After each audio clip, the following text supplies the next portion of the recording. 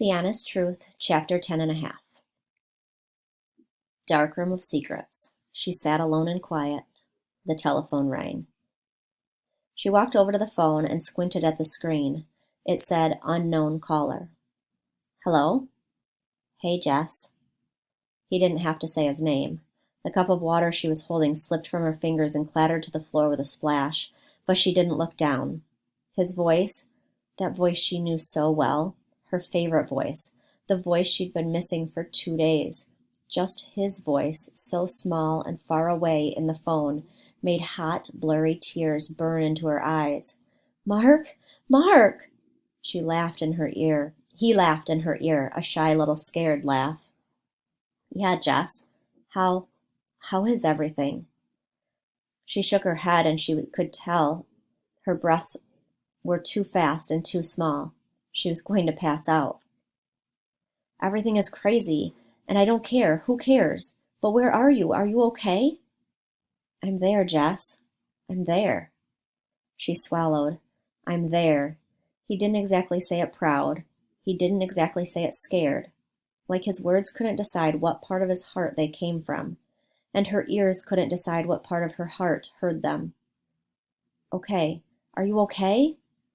There was a long, long silence. She thought he had hung up, or the line had gone out. Her knees almost folded beneath her. But then his voice came back, and it sounded like it was turning away. It sounded like goodbye. "I just wanted to hear your voice."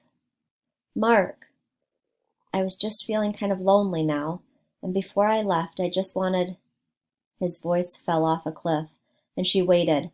The words "before I left" hung in her head like blackbirds on a tombstone. "Mark? Thanks for everything, Jess. For all of it. You're Mark." He kept talking, soft but fast, kept talking so that her words couldn't fit in. "You're the best. You always have been. Thanks for it all. And I love you, Jess. I just love you, that's all."